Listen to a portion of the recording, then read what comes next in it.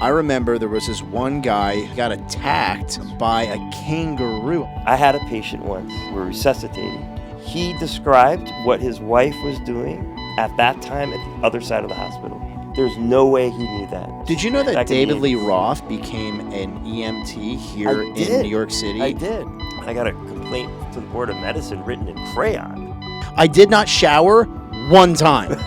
Not once. Well, how can I be seen faster in the emergency room? The answer is tell them you have chest pain. I thought everybody here watched ER. But do you have any good way to tell families that their family member died? There's no good way. I think the best way.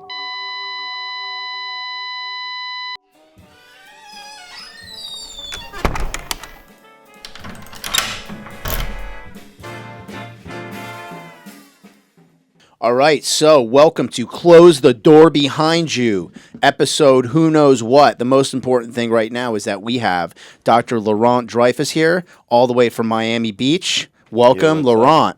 As always, I am Doc Jud, and we've got our Lord and Savior, ChrisTos, sitting right here. How you doing, ChrisTos? Hey, I'm good, thanks. Cool. Laurent, welcome. He just got off an airplane. Welcome to New York City.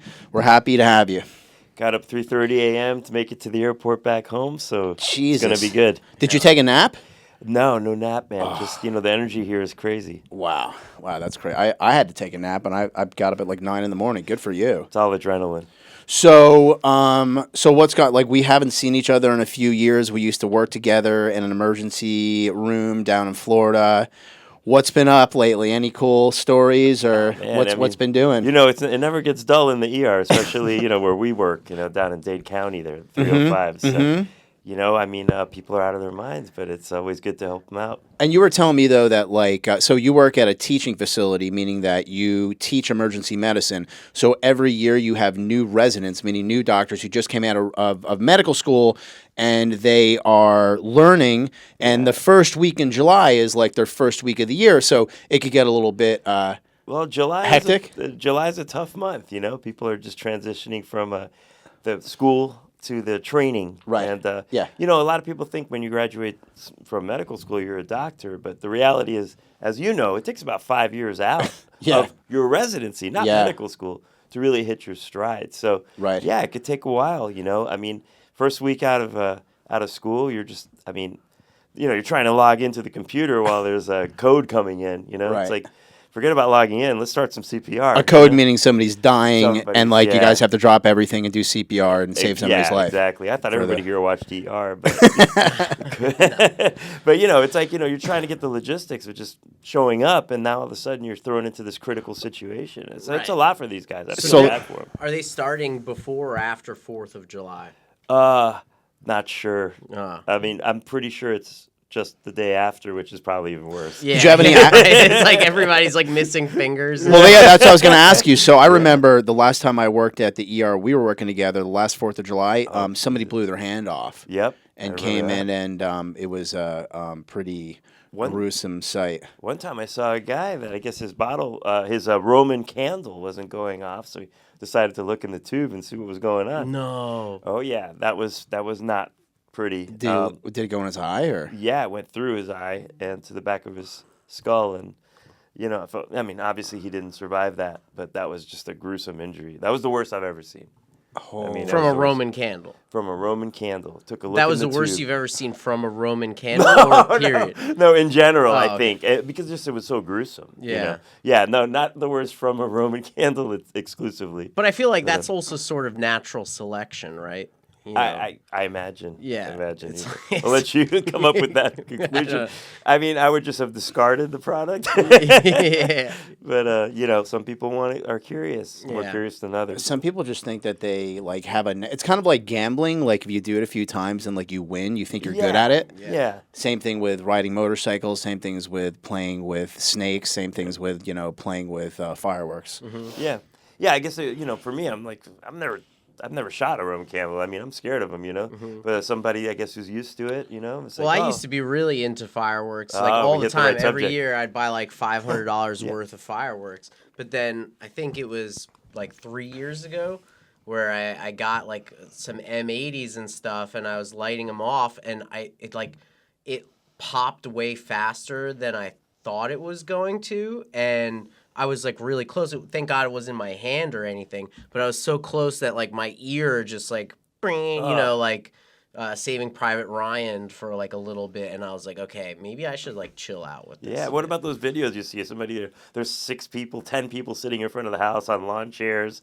This guy's got like a box of fireworks, illegal fireworks. And they tip over. And they tip over as he's lighting, and the baby's running through the front yard, the poop running out the diaper, and all of a sudden the fireworks start shooting everywhere, under the car blows up. Yeah, I saw like a mom that video. use like a meat shield on the baby. Yeah. Everybody's picking up the lawn chairs and running away. Holy not naming any names, but do you remember any particular stories that come to mind of when people ask you what's the craziest thing you've ever seen? Oh man, I always get that story, right? That question. That question, yeah. That question. The craziest thing I've ever seen.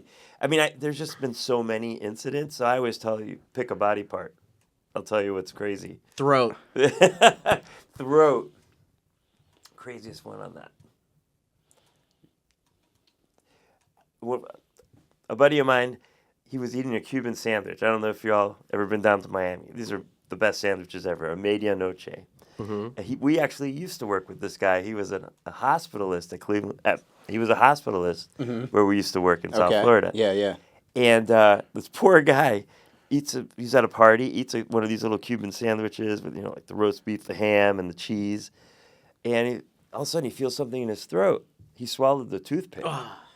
Dude, not only did he swallow the toothpick, he ended up perforating his esophagus. No. ICU, colostomy, almost septic, almost died. Holy Just crap. from a toothpick on a Cuban sandwich. How did he not notice the toothpick? Well, he liked to eat. He was he was a chubbier guy. I mean, you know who I'm talking about. I know you're right? talking about. Did you see that happening? Yeah, I'm surprised he didn't bite his own hand on that one. He definitely has apathy to toothpicks. Yeah. I mean, that toothpick was nothing for him. But when he realized it, I actually saw him at a football game last year. I was like, dude, I heard you almost died from a Cuban sandwich. That's unbelievable, man. Okay, another body part. Groin. I knew you were going to go there. Sorry. Predictable. It's very predictable.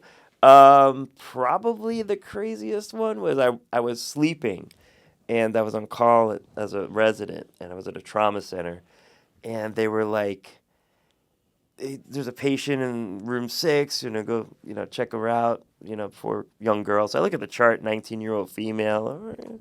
So, what happened? She got shot in the thigh. Okay, all right. So go in there, and I'm like, oh, she looks very stable. The sheets covering her. The vital signs are stable on the monitor, very pleasant looking. So what's wrong? What happened? Oh, doc, I was working, on the street, and this guy pulls out a gun, and he shot me. I'm like, that doesn't seem very kind. So I'm like, why did he shoot you? I don't know, doc. It's always like, I don't know. Mm-hmm. So, so we pull down the blanket, and she's, surgically enhanced. I'm like, and then we pull down the blanket a little more, and she didn't continue with the operation. So something popped out that was bigger than my arm. Oh my God. And I was like, whoa. You just jumped back. And I'm like, that was a surprise. So you never know what you're going to get. That's true. Dude, I once had a guy who got shot. Well, I had a guy who got shot in the chest, and he was like this, and the bullet went down and got caught in his cock. Then I had another. Why does the bullet always bounce off a rib and end up in your groin? I had a guy there too. Really? Like, if it doesn't kill you, it's gonna end up in your balls. Dude, when I was working in my residency, actually, one of the nurses was like, "Hey, there's a patient that wants to go to a women's room because I guess like they have multiple patients in these rooms, and this is a male to female transgender individual. We need you to go see if they have female or male anatomy." Okay. Yeah, so I was like, I had to go and like be like, yeah, it was like my first year resident. I'm like, hey, I'm Dr. How far are you in your transition? And this individual was like, oh, I'll show it to you, and just whipped out her new vagina, and it was devastatingly convincing. Devastatingly convincing. It's becoming it's a real issue now. In fact, they even have board questions. Oh, really? Yeah, they have board questions now about, the transition and then post-operative and everything. I mean, you got to be aware. It's actually something I don't think we ever saw for the first 10, 15 years of our careers. So we're probably in year 23, 24, 25. Yeah, yeah. And now it's something I see, every couple of weeks. And even then, I wasn't like, really. I was just like, I took a peek. I'm like, yep, okay, you're a vagina. That's a vagina. Well, you've been to Thailand, right? No, but somebody else over here has. I have, yeah. Yeah, I've been there too. It's, how often you go? Well, my wife's sitting in the other room. I got a work trip. It's a long flight. Yeah, actually, we went there for our honeymoon, and we had a really good time. She enjoyed it too. It was holy cow. It was fascinating. I guess because they have something for both. You know? Well, I mean, there's something for everybody there. That's for all sure. in one package. Yeah, I mean, it's pretty interesting. Well, what's interesting about their culture too is, I think for us, it's kind of like, in the West, we're trying to get used to, we're becoming accepting and this and that. They've been, from what I understand from talking to locals there, that they're a lot more comfortable with those issues. Yeah, I mean, it's part for of the apparently culture. Centuries. Yeah, that they've accepted this and I mean, they treat it very a little comfortable. different though. Yeah, for them it's like a third gender, like the lady boy. As like a concept. Yeah, So, it was. I mean, it was pretty interesting. I thought they were, very evolved and in that way.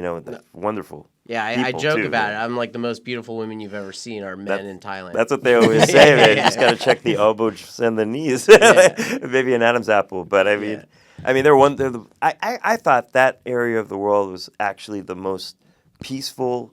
I think maybe it's based on their religious beliefs too, their cultural beliefs. I mean, they live in a world of service, right? Mm-hmm. They can't do enough to help you, or because they believe in the karma that comes back around. Like I've just never seen people be so kind to each other. And the offerings, multiple times a day, and it's what a wonderful place, man. Bali, Thailand, all that. You guys have been. Well, I haven't been. I've never been to Thailand. I've been to Bali. Yeah, I go to Indonesia a lot to go surfing. Yeah. But so you guys have been traveling recently. You guys just went to Croatia, right? Yeah. What a great place, man.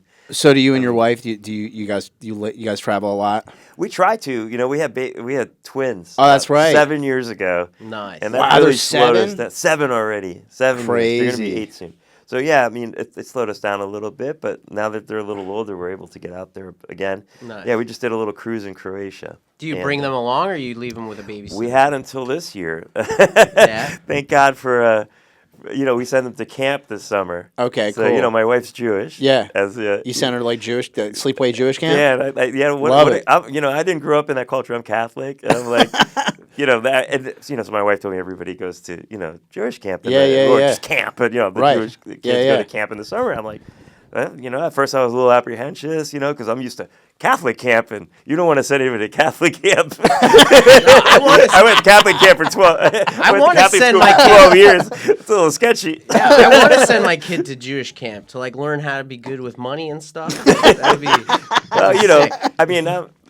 My last name is Dreyfus. It kind of goes down the generation. My daughter wants to go to Japanese camp, so she'd be good with sushi. So really? I'll send her to your camp, and I'll send your boy to my camp. This thing is the best thing ever. I mean, we got 3 weeks off for the first time in 8 years. It's only 3 weeks? Only 3 weeks. Oh, that sucks. It's time to get back to reality. My parents used to ship me off for 8 weeks, dude. 8 weeks? 8 weeks. All right, we got to step it up then. Yeah, you got to step it up, dude. Well, they're only 7, so maybe next year. Yeah, also, maybe you 6? like your kids. 6. Dude, I was the youngest kid in the whole camp. They were like, dude, you're out. Maybe your parents didn't like you. They definitely didn't like me. He's unpacking stuff right now. If there was a 12-week camp. My dad's like, Pam, we're going away for the whole summer. Yes, he'll be the youngest kid in the whole entire camp, but no problem. Dude, I came home, I had impetigo on my ass because literally, when I tell you I was there for 2 months, I did not shower one time. Not once. Okay, so we would go in the shower, and I remember, my mom said she packed a bar of soap, and, so 2 months later, when she emptied my bag, which was like a trunk, she had the bar of soup still in the wrapper, holy shit. I would just go into the showers and just be like, I'd, rinse off. This is, after days of, sliding into home plate, strawberries all over, covered in dirt for 2 months. I can't tell you. My wife was terrified of the kind of jock itch that my son would get because, he's always terrible at cleaning up. So we'll see what happens. I have no clue what's going to happen. We pick him up on Sunday. I mean, probably going to be in a diaper by now. I don't know. It's gonna be rough. You'll be fine. He'll be all right.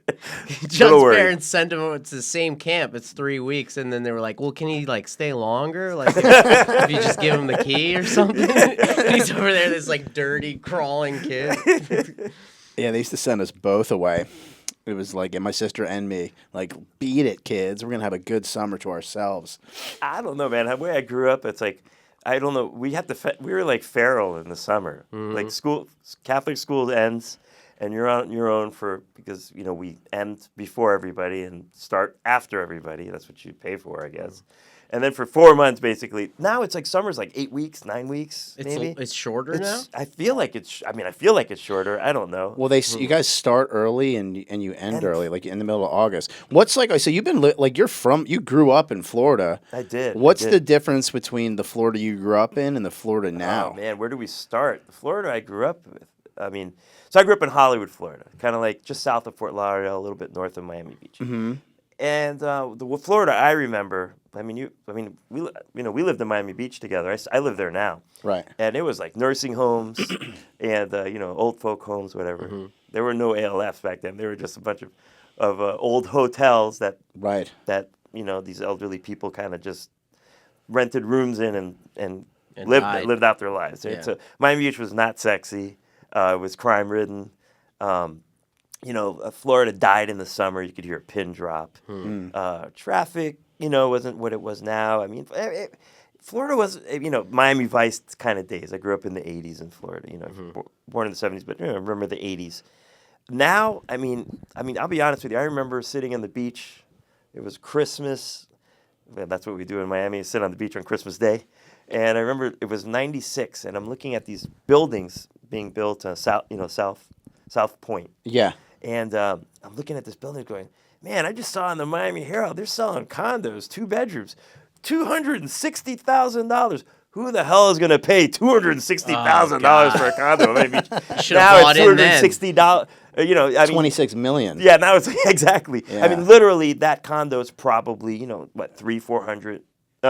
million today, easily. So that's the difference. So, and you know what? I do feel, especially for traveling a lot. Like I said, we do travel a lot. I feel like Miami's the most modern city in the United States. I mean, there's nothing like the Big Apple, sure. Chicago's a great city. But Miami's got something about it, so many projects coming up, and they got the benefit of starting fresh. It's new. So it's the only thing that I feel like competes with some of these cities like in Doha and Dubai, and at least on the aesthetic level, and then you got the Miami River cutting through it.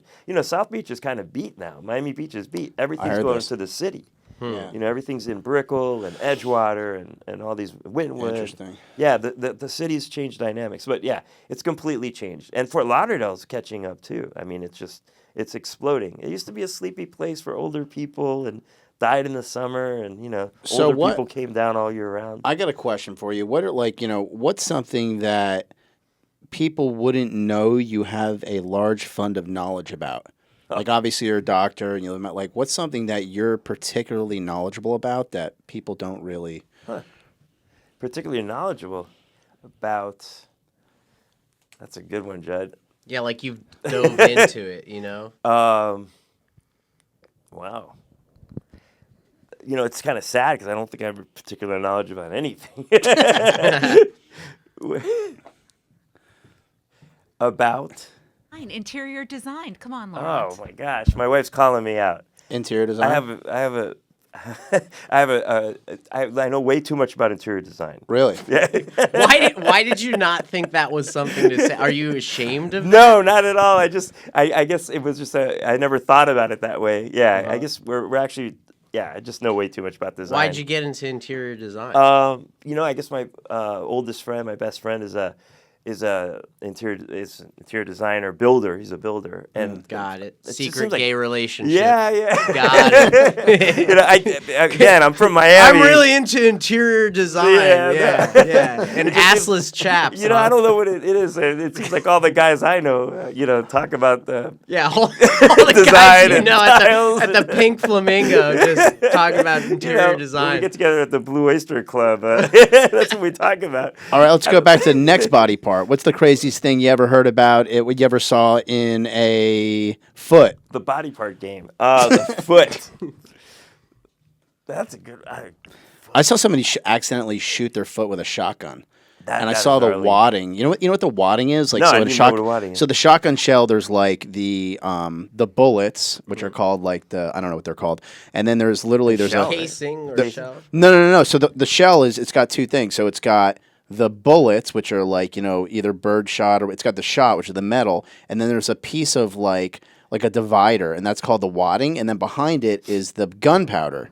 And so literally this guy like accidentally like pulled a shotgun out and shot himself in the foot, and literally there was a hole in his foot, and when I looked at his foot from the bottom, it looked like he had a piece of plastic, like a plastic sole to his foot, because the wadding and I was like, what is that? And the like, it's Florida, so everybody knows everything about guns. Yeah. They're like, that's the wadding. And I'm like, what the hell is the wadding? I had to look it up. That was pretty hot. Florida is the only state, we said this before, where the further south you go, the further north you get. So when you're in the Panhandle, the Jacksonville area, you're in the deep south, right? Yeah. Jacksonville, you're in Georgia, and the Panhandle, you're in Alabama. When you're in Boca Raton, you're in Long Island. Yeah. When you're in Miami, well, that's a different country. I mean, you're in South America. Yeah. But I mean, it's kind of ironic. I guess the weirdest thing I ever saw in a foot was, again, Florida. We have a lot of, we remember when we worked out west there in west of Fort Lauderdale. There were a lot of, we don't call them hillbillies. We have Everglades. We have Everbillies. Oh, Nice. And I saw this one guy. They used these the reservations. Hooks. Yeah, we took care of the people at the reservations. Yeah. And I remember this one guy, this Everbilly, came in, and he had imagine a fish hook, this big with the three little, prongs or whatever. Right. Well, they have them this big to catch alligators, and he caught himself in the foot with one of those. Oh. The thing's this big. The like a fish hook, but it's like, this big. Went right through his foot. How did you get that thing out? I called surgery. Called for surgical consult. I didn't get anything out. Oh man, there was some in that was the area. gnarliest one. There was some crazy stuff because like people had these like really big homes, and so some people had like unlimited amount of money to do whatever they wanted or have any kind of like animals. I remember there was this one guy who came in. He got attacked by a kangaroo. I'm like, how'd you get attacked by a kangaroo? Because I'm a landscaper at this guy's property, and this guy's so rich, he's got all these exotic animals, and he's got this kangaroo, and like he's like, I'm always there, and the kangaroo's kind of looking at me, but he's always like down there, like maybe 100 yards or something. And he's like, making sure he trims the bushes. Yeah. So he's like, he's got the, the guards, the sound guards on, and he's just like trimming the bushes, rah, rah, rah, whatever. And then he turns around and he says the thing's right in front of him and just looks at him and just like punches him and grabs him and just starts like kicking him in the chest. And this guy, his whole chest was like ripped up. He was all battered and bruised. And that was the chief complaint. Beat up by a kangaroo. Oh my God. So weird chief complaints by animals? I feel like I could take a kangaroo. This guy sounds No, soft. these guys can really punch. Nah, you could definitely fight a kangaroo. Did you ever see the video of the guy in Australia? Yeah. Where he's got the kangaroo has his dog, and yeah. he goes out there and he like punches the punching, kangaroo. yeah. And the It's kangaroo's the looking at best. him like, what? And they ball up on you too. Yeah. But they're skinny, man. Yeah, you could Have you ever totally seen take any? one. Have you ever seen any alligator related accidents? Yeah, one time I had this really. Oh, there's the video of Oh, the yeah, guy you wanna see that? Yeah. who's watching. Look at his. I mean, Look at look at his trying to chest rescue his though. dog. Yeah, so the kangaroo's got his dog. He's all pissed. He squares Look up. at this. Holy He squares up. Clearly has some boxing experience. Cross jab. That's Florida Look at the man size right of the chest though. there. Yeah. That's the guy who is the landscaper who got attacked. Crazy. I once had this really pretty girl that came in. She was studying at UF. Oh, sorry, she's studying at a local college, and she was. I guess they have this. They're doing research in the Everglades. Yeah. And she was, taking care of these little baby gators, and one of them I don't know how big the gator was, but it was a baby because otherwise I would have taken her face off.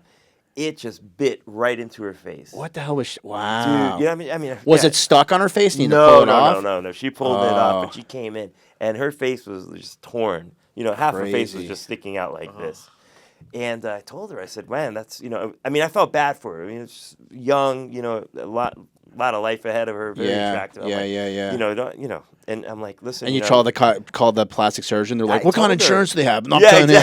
One of those situations. I was like, no, she actually. By the way, told anytime me. when you come to the emergency department and you expect the plastic surgeon to come in, they're not coming in. They want us to close your face. And if they do come in, they literally the plastic surgeons in Florida would come in with a credit card processor, and they'd go, "I just want to let you know this is not covered by your ER bill. Here's if you have a credit card, it's going to be like whatever $1,000." And people would be like, Well, yeah, it's my face. Yeah, she was like, "Can you please help me out? Just please close it for me." I'm like, "Okay." So I have to say, I don't think I've ever taken as much time in my life to do. I mean, I put like 45 stitches in her face just to. You make put it a pillow over her head and just suffocated her. No, man. Put her out of her misery. Like, I can't ruin her life, man. I gotta do the best I can. Dude, one time I had a girl. Like, do you have any hobbies, any special skills? No, you just got the face car dog. Yeah. Damn. No, I had man. a girl once fall on a bottle at Mokai. So a few people fall in bottles, but you end up this in the girl was yeah. Well, it's funny because it sounded kind of like sketchy, the story, but she's like, yeah. So I was like dancing, and then I fell back, and there was a bottle, and the neck of it was sticking out of like the ice bucket, and it landed here, and she's like, and I'm bleeding, and I'm like, and like she was like a model, like a runway model. And yeah, I had to like sew her vagina back together. Oh my gosh. We get put in precarious situations for sure. You asked me one of the weirdest stories. Yeah. It was a Saturday morning, and I have a medical student with me, and the chief complaint, we talk about weirdest complaints, and it said, drank a fifth, did an 8-ball, and my ass hurts. That was the complaint. And I'm like, oh, let's go check this out. It's 9 a.m., you know? It's a little early, but let's see what happens. She didn't even say butt. She said ass. The ass. So Ass hurt. crass. You know, yeah, very crass, these people. Yeah. Anyway, so we go in to check it out, and it was a male. So I'm like, what happened, this and that? And he's like, I have no idea. I can't remember anything. I'm like, I'm pretty sure you remember something, but it must have been that bad that you don't want to tell me. So whatever, we talk, get the whole story, well, as much of the story I could, and I asked the med student to do a rectal exam. While I go, I'm going to put in orders, labs and all that. As I'm sitting at the computer, I'm looking at the vital signs. Heart rate's fast, fever 103. I'm like, oh, what's going on here? And then I hear a scream from the room, from the medical student. And she comes running out, and I'm like, what's wrong? What happened? She's like, I don't know. I did the rectal exam, and something bit me. I'm like, something bit you? So I'm thinking, oh, is this the famous hamster story? I finally get my hamster story? Mm-hmm. So, I'm like, what? And she goes, are you going to go do a rectal? I go, no, I'm not going to do it. Right? You already did it. You got bit. Why would I get bit too? So I'm like, oh my God. So I run in the room like, hey man, was there any animal play or anything? He's like, no man, I don't remember what happened. I'm like, all right, let's get an x-ray. Let's see what's going on.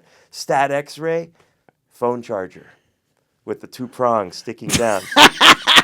And she thought it was like a hamster biting her? Yeah, because of the prongs, right? But my biggest question in life was, what happened to the cord? Like, where was the cord? But I guess, you could pull it out. Push the charger up there, but it got sucked up. Wow. So then I'm like, well, we can't get it out. The guy has a fever and his heart rate's fast because, we get the white blood cell count back. It's like 23,000. Right. Well, he's perforated his intestine. Yeah. So then I call the surgeon. A couple hours later, she calls me back with a picture. She's covered in blood, and she's holding the phone charger. Like, I found the culprit. And the phone's up in her stomach. Hey, man, some people are into different things. I respect them, but I feel bad for for the repercussions. That's crazy. On the topic of interior design, because that is fascinating to me, what would you say the biggest mistake that people make in interior design these days is? Oh, wow. Okay. Biggest mistake in interior design these days would be absolutely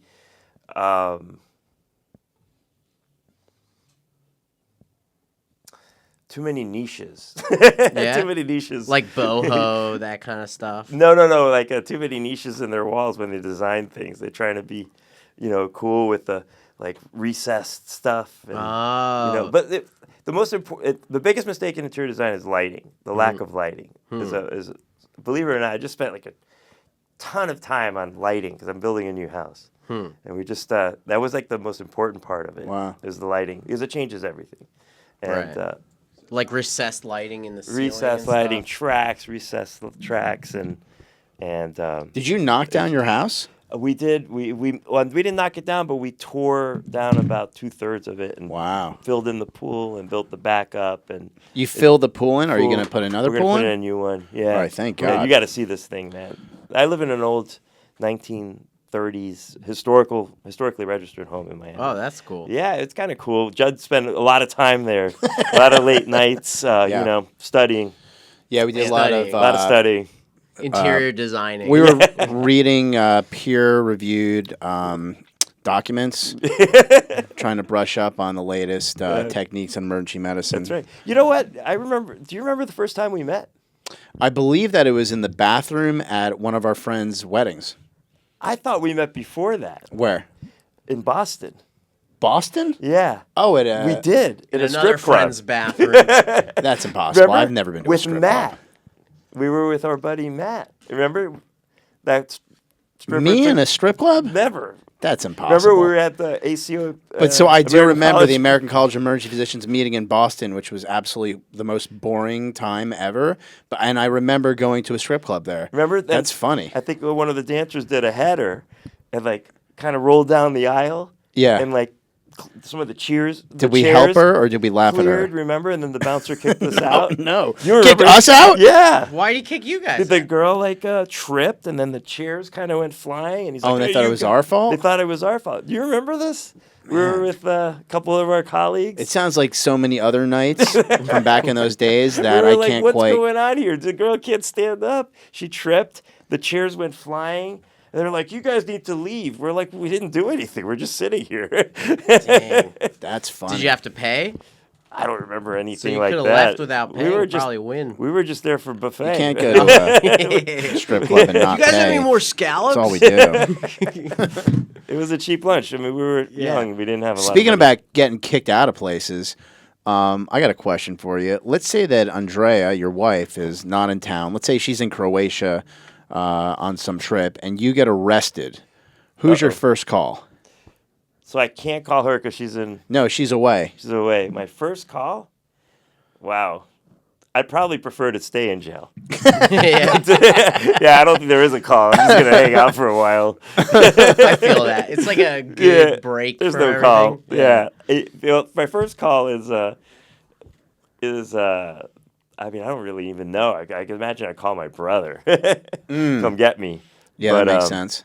Because I think everybody else would be pretty disappointed. How's your brother doing? Anything cool these days? He's doing good, man. Yeah, he's playing the real estate game in South Florida. You know. Gotcha. Is he helping you, like giving you the in on stuff? Not really, no. We don't try to miss business. Hey, remember that? Didn't we served on a charity for? Dude, so his brother was running a charity for sex trafficking, but not for sex trafficking, against sex trafficking. We were raising keep getting money in our way. We weren't raising money encouraging They're gonna release a list. sex trafficking. We were trying to prevent it, I think. Yeah. So my brother's and he appointed for some reason he called me because he thought I would be a really good representative to make sure that sex trafficking does not happen in our. Sex trafficking is a huge issue, I mean, around the world, and especially in South Florida. I mean, even is it because there's so much traffic that people are having sex in their cars? Yeah, 100%. Huh. No, it's just it's such an international place, and people come there to be somebody else and spend their money, and people like certain things, and it's provided to them. It's a big city, You have any crazy stories about that? Like how you've witnessed I've definitely seen victims, and give us an example. I remember one of my neighbors once. He was a Florida State Police, and he was actually working on the sex trafficking detail. And he would bring the girls to the ER that I was working at, so I could medically clear them before they went into, to get processed. You know. And I mean, hearing some of their stories is just heartbreaking. I mean, absolutely. Trailers out in the middle of nowhere. They're abducted from their families. These girls are like 12, 15 years old. Wow, they're being abducted from the street, brought over, the border. These are people from like other countries? Typically central. Yeah, I haven't met anybody from the United States. I'm sure that happens, but where we're at, we get a lot of people being brought from Central America, South America, and it's. I mean, the stories are horrific. They've been abducted from the street. Their families are being threatened. They really don't have the authorities there to pursue anything or the money. So, I used to see these people. And as an emergency physician, you kind of have to, you're on the front lines of being able to, suspect when there's foul play going on and trying to figure out, every once in a while you get somebody. What's this relationship between this individual who doesn't seem to be the parent of this individual, and what do I need to do? What's my obligation here, and how to get the person out of the room so you can get an honest answer. Once in a while that happens.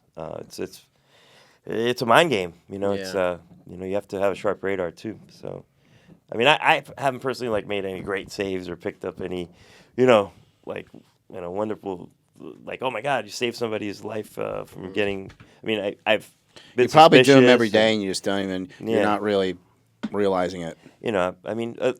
It's been on a smaller level, somebody's being abused, and it's you find a way to get somebody out of the room so you can get the information and pass that along to the authorities. Or what are some of the things that are red flags that people do that you are kind of trained as an emergency physician to recognize? And it's, for example, a child abuse type of a thing. What certain behaviors do I don't know, parents are abusing their kids do? Or I mean, you're going to see overly controlling. Sort of, little sketchy on the details. And it always seems to be an attitude too, a certain sort of posture, a stance. Right. They're standoffish. Standoffish, intimidating. It's almost they're trying to intimidate you. Yeah. Like they're intimidating their own family. Right. It's like they're trying to push their way through. It's just a sense that you get that somebody is. They're always in charge. They're trying to make your mind up. This is what happens. Right. And it's they're trying to intimidate you a little bit. And again, the answers are short, or the story doesn't add up. And it's you sense it. I mean, I think most people would pick up on it. It's this is unusual. It's crazy too. There's this one time that I had I can't say. I mean, it was a situation where a kid had an issue that he couldn't leave, right? And the mom was like, "Well, I was like, hey, the kid had a swelling, big swelling. I forget, the kid was maybe 7 or 8, huge swelling in his neck, looked like it was an infection. I was like, hey, we need to get a CAT scan to see if this is a big pocket of pus that's going to push against his airway." And the mom's like, "Yeah, I don't believe in radiation. I'm not letting my kid have a CAT scan." And I'm like, okay, well, what if I went out of my way and got the people from the MRI center to come in the middle Saturday? So I had these people come in from home, whatever, did an MRI, saw that there was an issue that needed to be, and I had them on antibiotics and stuff, and they wouldn't admit it because they didn't have oral maxillofacial for kids, and so I had to transfer the kid to another hospital, and the mother's like, "Yeah, sorry, we're not going to do that. We're not getting transferred." And I was like, okay, I don't know what to tell you. You can't I'm in a position here where if you go home, he could potentially get sick and die. Yeah. So I brought the head nurse in. I'm like, hey, I want you to witness this so that I'm not, because I know this is gonna. And I sat down. I go, and I'm like, explain to me what I just told you. And she's like, you told me that my kid could die. Okay, cool. All right, great. You heard that, right? All right. So I'm just letting you know. If you take him out of here, I'm calling Child Protective Services. Do we understand each other? Great. So guess what she does? What? So I called. I haven't called. I had to call Child Protective Services. Guess what? Guess who almost got fired? I'm sure you almost got fired. Yeah. Me. I almost got fired. They're complained. The family complained. Blah blah blah. I talked to my boss. I'm like, let me explain something to you. Do you know when the last time I had to call Child Protective Services? I'm like 20. Never. Yeah, never. Never. Never. I'm like, and he's like, all I gotta say is, thank God you brought in that chief, the head nurse to witness, because she had your back. But yeah, it's stuff like that. It's you wanna, whatever you want to do what's best for everybody, but it's you're just that you're getting thrown under the bus, and you're just holding onto the wheel for your dear life. Well, you're doing what's right, and sometimes that's a risk. Yeah, and if people are anxious and they come in, they don't want to be there, and they don't want to hear the truth, like, hey, you're in a tough situation. We need to do this. And it's a shock, even though they might be ill to begin with, but they still are shocked by it. Like, what are you talking about? So, I try to take a step back and understand it from their point of view.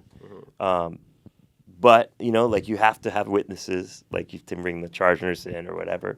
You have to document well, because at the end of the day, even if that person says, hey, I don't want this, the family wasn't there, they didn't witness it, and they're going to be like, you didn't do the right thing, you didn't, you didn't push for this, you didn't advocate. And so, yeah, it's a constant battle. I mean, what about complaints? I remember one time I got a complaint to the Board of Medicine written in crayon from a psychotic patient. They meant from a child. Yeah, not from a child. Just like, Mom, what's the address for the Department of Medicine in Florida? From a full-blown adult. 48 pack Crayola. He gets a forever because stamp. I wouldn't give them enough pain medication. Apparently I was a barbarian. This is written in crayon, by the way. This kid is like, I want Dilaudid, and Dr. Dreyfus wouldn't give it to me. This is a 60-year-old that writes a complaint in crayon. Honestly, that's more impactful, though. Different colored letters, too. Like, no way. It was rainbow letters? Rainbow letters. It took a lot of time to write. You need to remove his medical license. This guy clearly doesn't know what he's doing. And then a smiley face at the end. He would not give me 6 milligrams of Dilaudid on demand. Right. That's crazy. I mean, we deal with that, and then I understand people have to investigate, even though if it's in crayon or not. There's complaints. I mean, it can be tiring at times, but you try to let it go.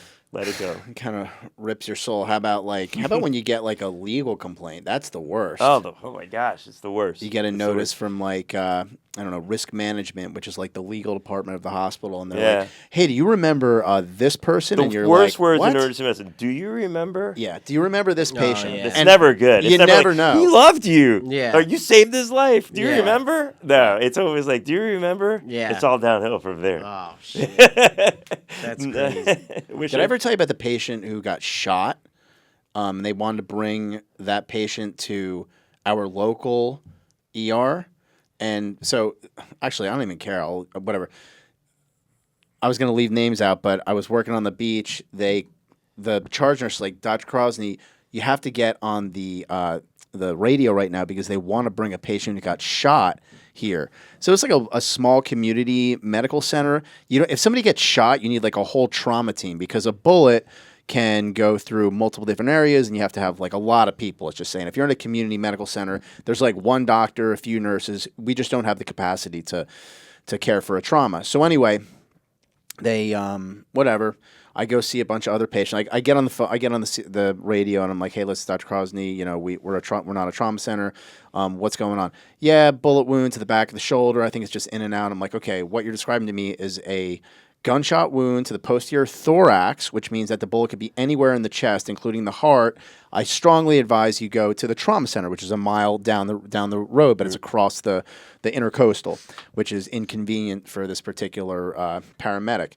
So, a half an hour later, I'm seeing patients, and some paramedic from, Miami-Dade comes in, and he's like, "Hey, was that you on the radio before?" And I'm like, "Oh, about the gunshot wound? Yeah, that was me." He goes, "Okay, cool. I just want to get your name." Writes down. I go, "Okay, no problem." Walks out, and then I see him walking out. We're kind of looking at the guy, and I see him go through the ambulance doors, and he gets into an ambulance, and then he pulls away, and I'm like, "You don't think that the patient's in that ambulance right now?" He was in the ambulance. So this dickhead paramedic from Miami. It's Miami-Dade. I don't live there anymore. I don't give a shit. So this guy literally went into the back of the ambulance, said, "This doctor doesn't want to see you. Here's his name." The guy went to the trauma center, did fine, but then I got a lawsuit. Are you serious? I'm not kidding. Yeah, for refusing to care for this guy. Wow. Yeah, insane. That's something. That's in.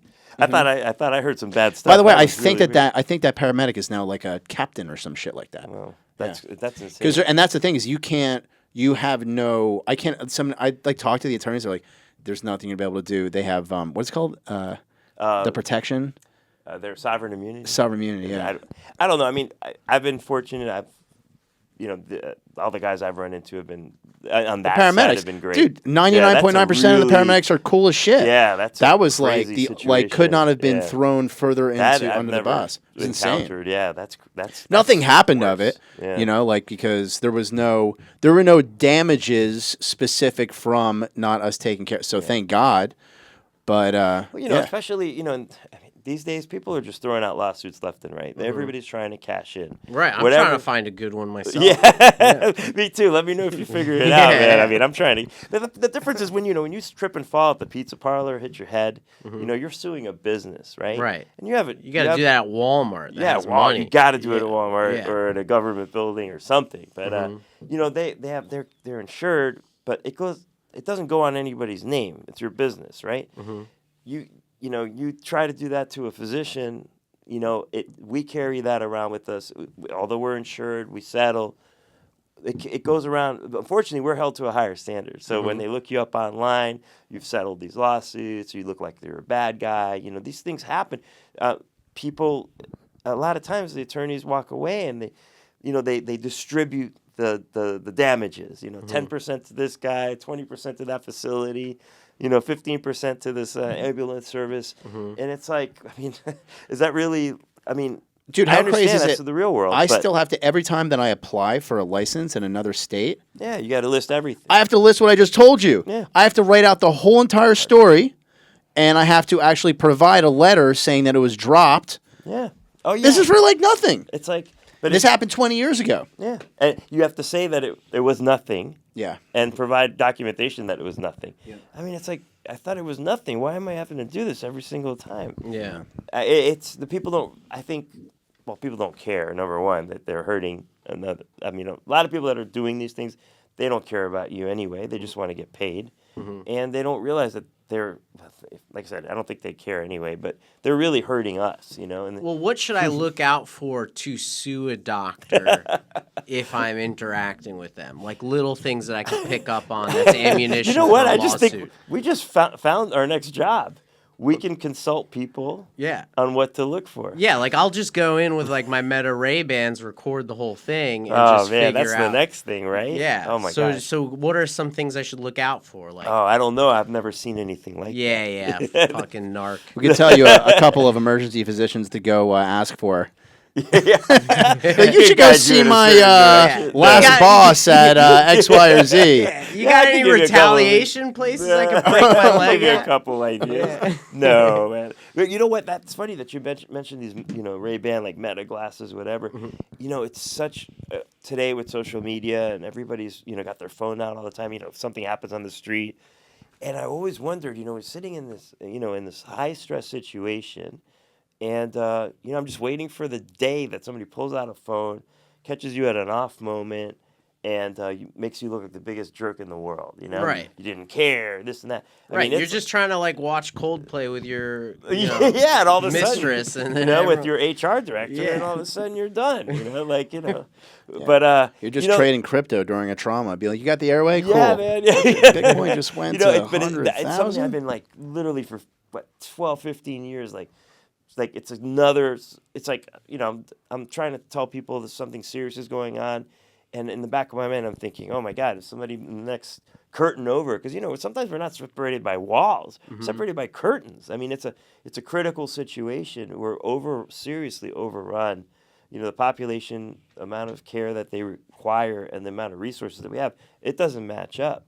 There's a great show out. I don't know if we're going to give shots out to shows, but have you seen The Pit? No. I have to tell you, I mean, Hollywood it's awesome. You would love it. When you walk in, and if there was if you were wearing those glasses, remember, you know how a shift is. You walk in within that first hour, you've probably seen 8 people. Yeah. Especially if you're teaching facility, everybody's coming up to you. Hey, I have this case. Can you see this? 10 EKGs are coming your way, 35 interruptions in an hour. The phone. Easily. Hey, there's a doctor from the key. The family needs to speak to you. By the way, take a look at this EKG. There's a transfer. It's like, wow, this is hour 1. That show is excellent. And room 2 needs a central line. One time I was talking about being really close. I was doing a central line, which is where you put a big surgical cord, a big tube into somebody's neck vein.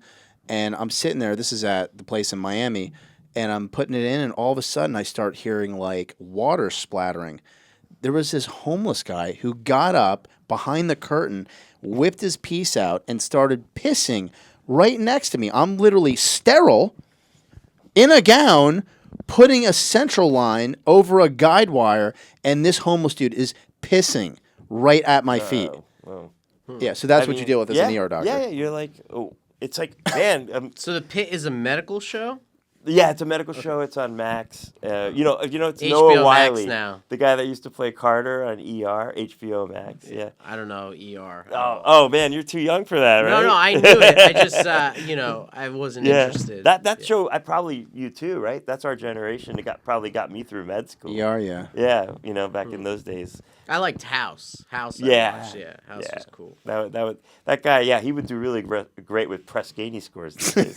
I mean, really, I'd sue him. Tell him what press Gainey scores are. Oh, I thought everybody knew. So basically, when you raise children, if you tell them to go to bed, they got to eat their vegetables. And imagine at the end of the day, this guy's press Gainey came to them and gave them a survey and said, "What do you think about your parents? They made me go to sleep early. They made me eat my vegetables. They made me brush my teeth." You probably get a pretty low score, right? Because you're making them do everything they don't want to do. Well, that's kind of like what we're telling people in the worst situations, bad news. They've had to wait in some cases. They've seen 3 people before they get to you, and sometimes they're not the most positive interactions. Everybody's stressed out. And then, sometimes, there's a lot of factors there, but we get, sort of evaluated on is a satisfaction score. And then we tell them bad news and that they, that they need this, that, the other that they don't want. Obviously that's, you want to hear good news. You want to get the positive outcome. Sometimes it doesn't work out that way, and then they're supposed to grade you on your performance. And meanwhile, like there's an overflow. They're sitting in the hallway. They're next to a smelly homeless guy with maggots all over his legs, and it's like, "Oh, how was your experience in the ER? Yeah. How was your doctor? How was it?" And it's like, yeah. It's like, so anyway, it's it's not impossible. A spa, it's and then really hard. Yeah. And then the administration will be like, "We require that the emergency department has 95% surveys, 95% positive ratings, or else we are, getting rid of your staff." Yeah. It's insane. It's difficult to make everybody happy, right?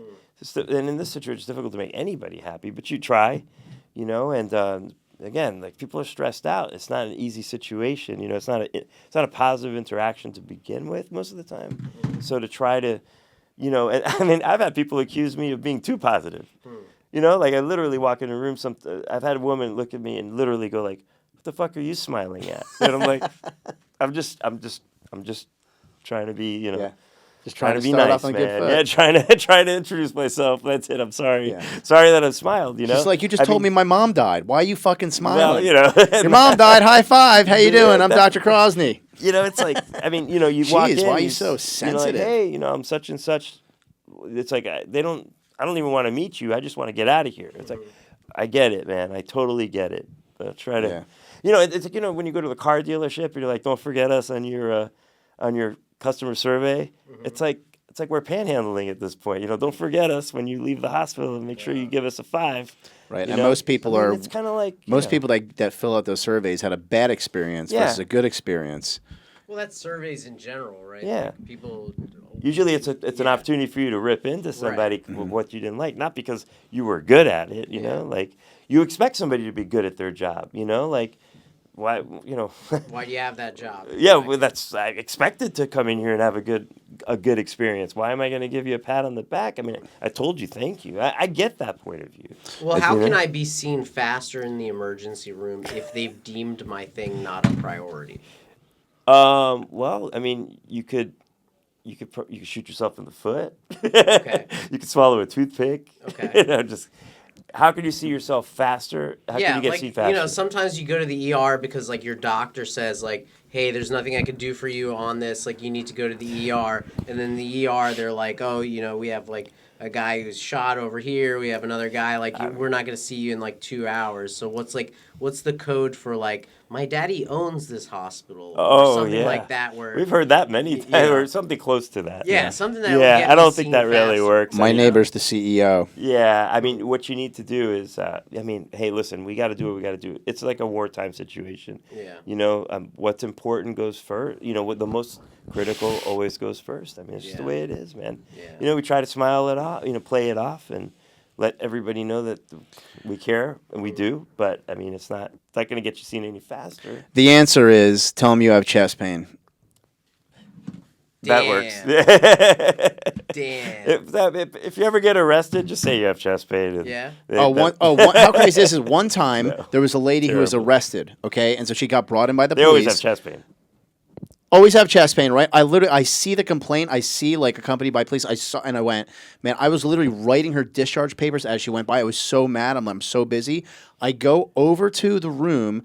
They had put her on a cardiac monitor. Her heart rate's like 125. And it's just sitting there. And I'm like, why is her heart rate 125? Dude, I looked, the oxygen saturation, 88%. And I go, holy crap. What's up? I go, what? I'm like, why are you here? She's like, well, I got pulled over by the cops. I was coming here for shortness of breath. And I go, really? Did I listen to her lungs?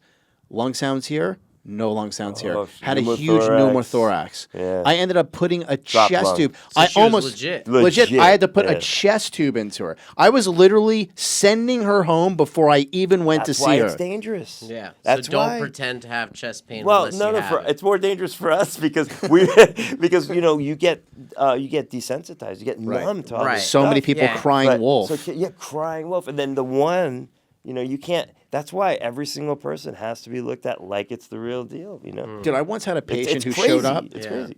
I had this guy show up. He was having severe abdominal pain, Yeah. right? Blood work was fine. I even did a CAT scan. CAT scan, completely fine. The nurse came to me and said, you know what? When I went to go put his morphine in, he said that it spilled and he didn't get it. So this guy seemed like 100% that he was faking it. Yeah. Long story short, he's refusing to leave. His girlfriend comes in. She's like, he's never like this. But he was. Oh, by the way, he was an attorney.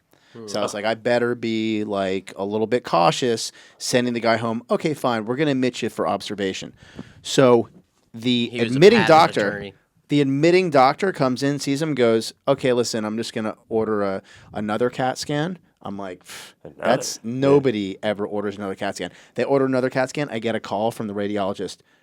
I don't know what to tell you. I'm looking at both studies, one from 3 hours ago and one now. The one 3 hours ago, he did not have appendicitis. And now he does. This one, he has appendicitis. I'm like, just kill me. Yeah.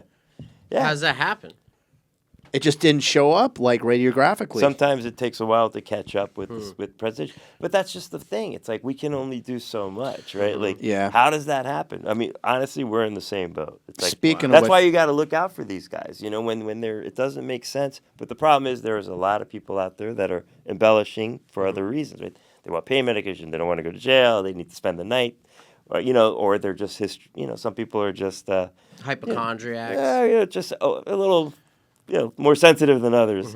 So, and you got to sift through all that, and then you got to get to the real deal. And it's a tough job, man. It's a tough, definitely a lot of PTSD, I think, man. Yeah, definitely. 100%. I feel for the firefighters, the police officers, because they're on the field. You should see what they see that we don't see. When they walk in and they see somebody dead at the house and, in a precarious situation, I feel for these guys because we are first line, first responders. But what they see out there, it's like, it's terrible. And believe it or not, after 10, 20, 25 years, it catches up with you. Do you have any good way to tell families that their family member died? There's no good way. I think the best way is to just be direct, because if you try to drag it out, it's just, they're on edge. Like, what are you trying to say? You have to be straightforward. What do you do? I got to tell you, I used to do this thing where I would I would sit him down in a bereavement room, and I would tell him, like, hey, like, the story is that, I would say, hey, what happened? Okay, yeah, he was having chest pain, and we called the ambulance. Okay, I spoke to the ambulance people. They said they did this. They tried this, this, and this. When we got him here, he came in. He wasn't breathing. I put a tube in him. I did this. I did this. I tell them everything I did, so they're following me. That I'm like trying to demonstrate to them that like I did everything I could, and I'm like, but unfortunately, he died, and I wasn't able to get. And they usually that worked every time except for this one time. This lady looked at me and said, "You're a real asshole." Oh my God! Yeah, you just gave us hope. You could have just said something. Like, you're a real jerk. Yeah. And I was like... That's why I don't drag it out anymore. But then if you tell them straight out, look, I just didn't make it, they all are like... Then they're like, what do you mean? What did you do? Yeah. What do you mean? You just, like, you didn't... What, you like, can't you can't win. just... well, what happened? Can you blame them for that? No, not at all. Well, the thing is, you can't blame them from either way, but it's like, my point is, it's just a lose-lose situation. Lose-lose situation. That's what that... And then you go back out and you leave the room, and somebody's mad that you've been waiting an hour and a half for their sore throat. Yeah. And they're going to write a bad press Gainey... they have no idea well, that if they had only said you had chest pain, Yeah, they would have gotten that sore throat taken out right away. I got chest pain that's coming up to my throat and making it sore. That's how you do it, ChrisTos. That's how you do it. You got it. Go. That's the cheat code, man. All right, I got this butt pain.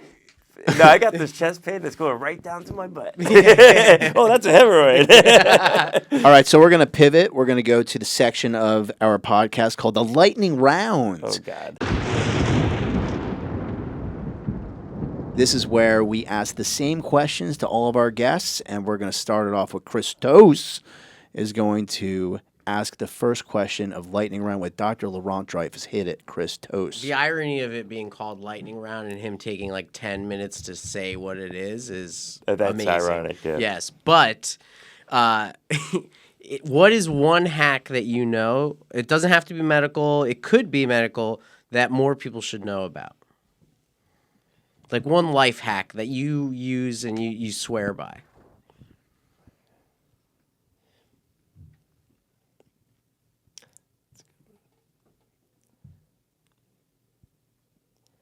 Life hack. Let's see.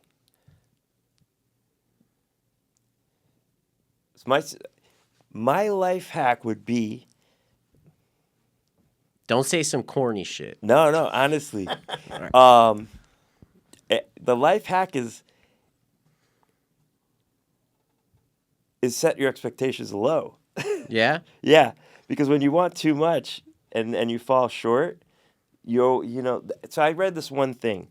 In Europe, the happiest people are in the Scandinavian countries because they have lower expectations for their life. So they don't have the major highs, they don't have the major lows. They just have this consistent sort of baseline. They're never disappointed. They're never disappointed because they expect to be disappointed, but if they're pleasantly surprised, they're like, and that might come release of from endorphins. me being French. That's good advice. That's because I'm French. We don't expect too much from life. Yeah. We don't expect too high. We don't get too low when it's low. Yeah. We just kind of expect a baseline. It's like the Disney theory, right? Right. You promise you overpromise you promise high. No, what is it? You underpromise and over-deliver. Yeah. So interesting. So I try to keep a very baseline expectations. I don't try to think too big. Mm-hmm. Every once in a while, when I hit it, I feel great, but I don't let that carry me too high. So I just try to keep it baseline. That's good advice. I like that. All right, I got one for you. My question is, if you could invite anybody to dinner, living or dead, who would that be? That's a good one, man, because I've actually thought about this one a lot. Good. This is going to be surprising. If I could have dinner with anybody, I'd probably have dinner with Tommy Lee.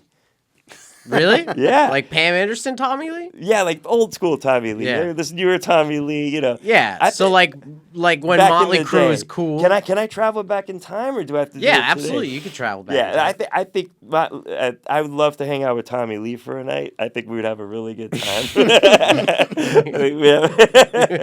funny. I think I could hang.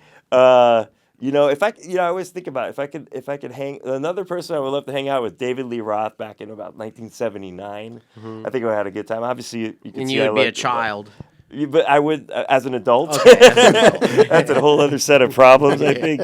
But yeah, I would probably, I'd hang out with some rock stars. Did you know that back in the David Lee 80s. Roth became an EMT here in New York City? I did. And used to sometimes come to the hospital and deliver patients, and they were like, "That's David Lee Roth." Are you serious? Did he? Yeah. I never saw him, but I Was I he heard Diamond Dave when he was? Hey guys, I got.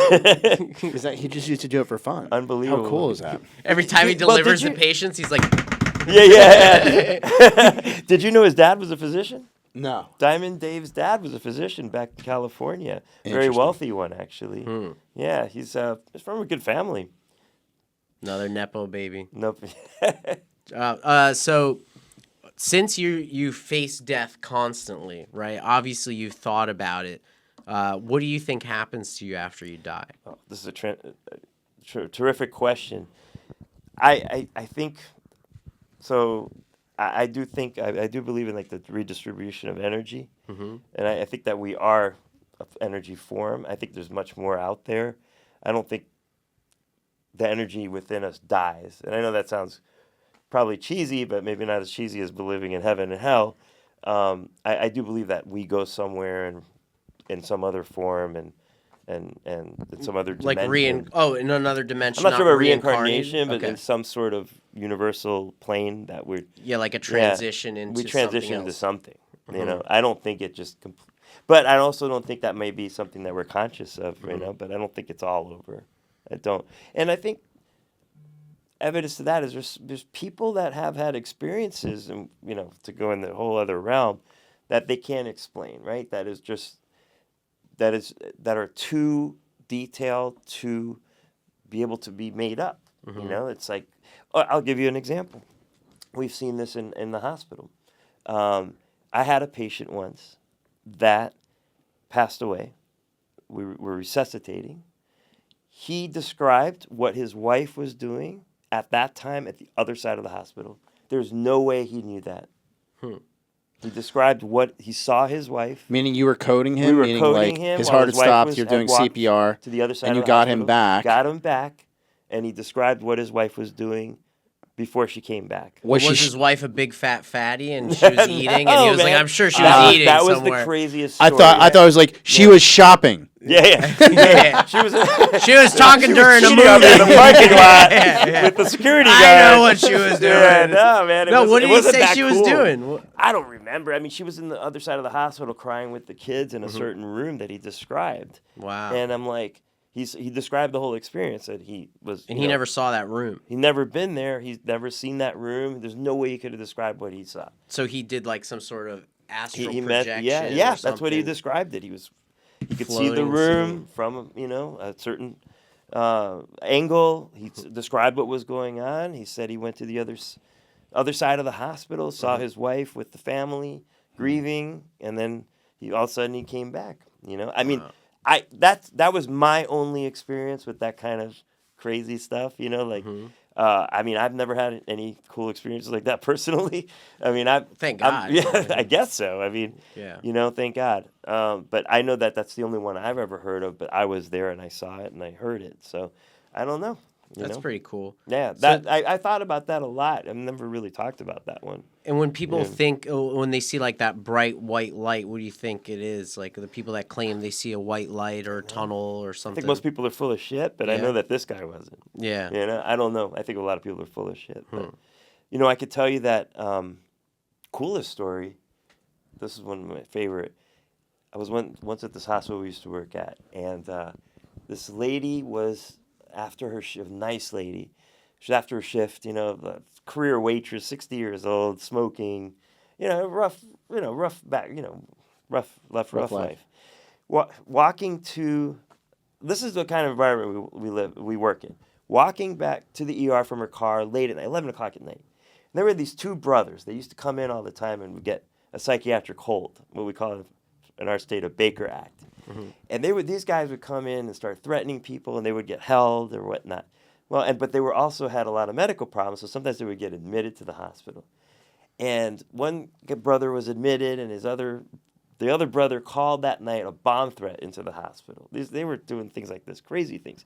So not only are we dealing with sick people and trying to keep people happy and get the suppressed Gainey scores up, we're dealing with bomb threats. So the SWAT team comes in to assess the grounds, make sure dogs are sniffing the perimeter and all this. And then the SWAT team finds this lady passed out in the bushes. So he checks her pulse, no pulse. So he runs into the ER. He's like, "Hey, guys, I found somebody. There's no heartbeat, nothing." So we run out there with a stretcher, plop the lady on the stretcher, start CPR. Yeah, she has no pulse. We bring her back in, 45 minutes, CPR, all the medications, ACLS protocol. And finally, we get a pulse back. 45 minutes later, man. 45 minutes later. I could see on the EKG she's having a heart attack. It started to show itself. Called the cardiologist. He's like, "She's not stable enough to take to the catheterization lab, to do stents. Let's get her, a little bit more stable." And they end up taking her for a stent. So about 2 days later, I went back to the room because I had to see this for myself. I heard she survived. I went up there, and she's like, "Oh, Doc, I don't remember you, but my chest is killing me from all the compressions. I think, broke her sternum probably. Who knows? And she had the worst cough, smoker's cough. But yeah, we saved her life, And I asked her, I go, "Hey, do you remember anything? Did you see anything?" "Nah, nothing." That's great. So everybody's different, man. That's such like different. A smoking waitress thing. There's nothing out there. Nothing there. So, I don't know what to believe in anymore. Oh, wow. I kind of want to believe in that guy with the astral projection. Hey, That's listen, cool. man. I mean, again, there's no way he knew what he saw. Yeah. Yeah. And then when we talked to the family, they corroborated where they were and what they were doing. I'm like, there's no way he knew that, Anyway, so whatever. Oh. I'm going to switch gears a little bit. What's the worst vacation you've ever been on in your life? Oh, wow. So it was before I met my beautiful wife. Because all the vacations with her after Since were have perfect. been glorious. Of course. Perfection. I was in Greece. Oh. Here we go. No, Here we go. The Greek slander comes. It happens every episode. Greece I was thinking awesome. we were safe. Yeah. Greece was awesome. But The Greek people. I went to a wedding. Okay. I went to a wedding in Crete, and so we're already at a wedding. And then I've been dating this girl, which you knew. Crete weddings are particularly famous, They're even amazing. in Greece. Oh, really? Yeah, I didn't know like that. a Cretan wedding is like even more. We cool. got there on the Wednesday night, which was like the the rehearsal dinner. But we got in at like 11 o'clock at night, and I'm thinking we missed the whole thing. They pick us up at the airport. They're like, "Oh, we're gonna go up the mountain to the small village. It's an hour away." I'm like, "Man, it's gonna be midnight by the time we get there. I mean, everybody's gonna be asleep." Nah, we get to the venue. I mean, the whole town's there. Dude, they partied until 5 o'clock in the morning. Yeah, They were that's a feeding Crete us. wedding. 3 o'clock in the morning, they're making pasta and like. Oh yeah, dancing. you ate the little rice soup. Yes, yeah, yes. yeah. That's a Crete And I'm like, dish. dude, this is Wednesday. The wedding's on Saturday. Yeah. I'm like, wow. And these are like 80-year-old people are dancing at 5 o'clock in the morning and they're drinking the wine. So I was with my ex-girlfriend that you knew back in the day, and we went to so we're at the wedding. We had been dating for like a couple of years at this point. And, so it's already kind of like, hey, what's going on? Where are we going with this? So we're at the wedding. We leave the wedding. We go to Athens.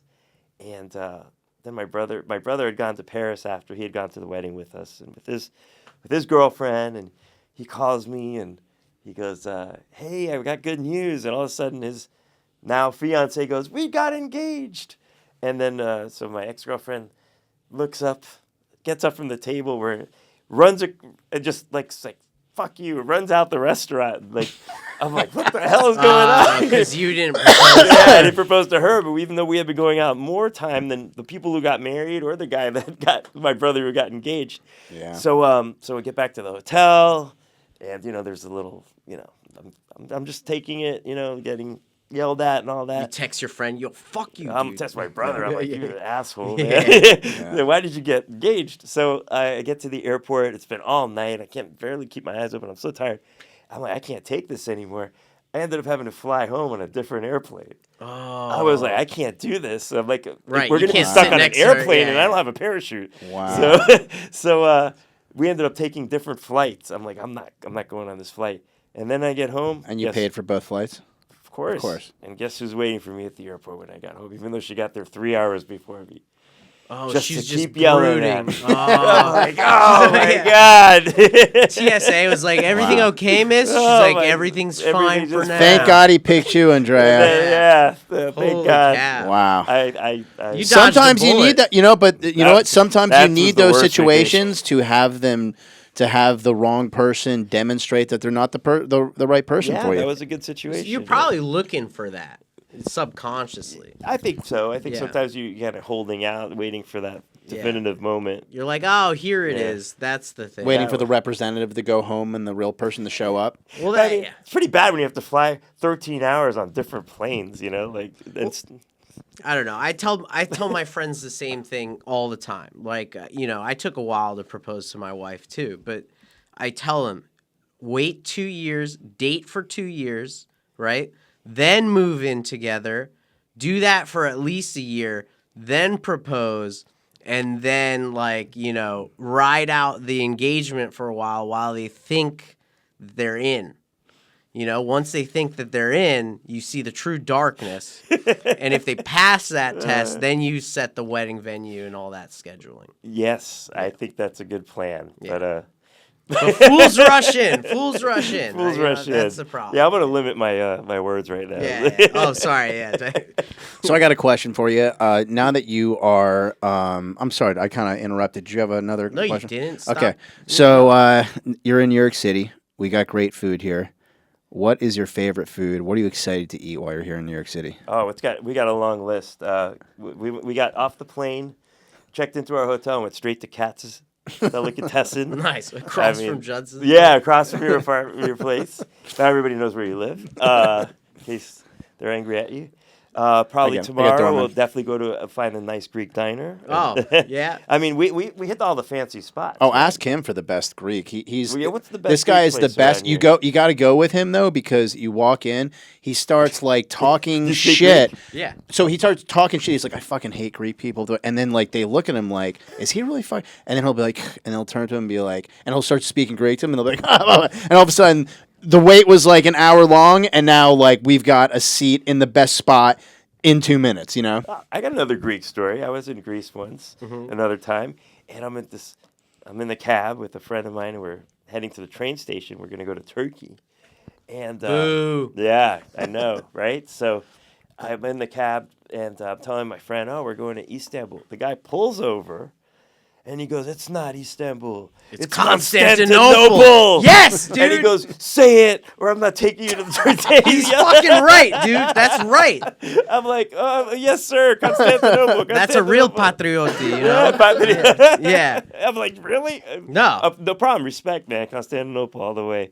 Yeah, no. Just get me to the train station. But yeah, we hit all the fancy places typically when we're here. Delis, diners.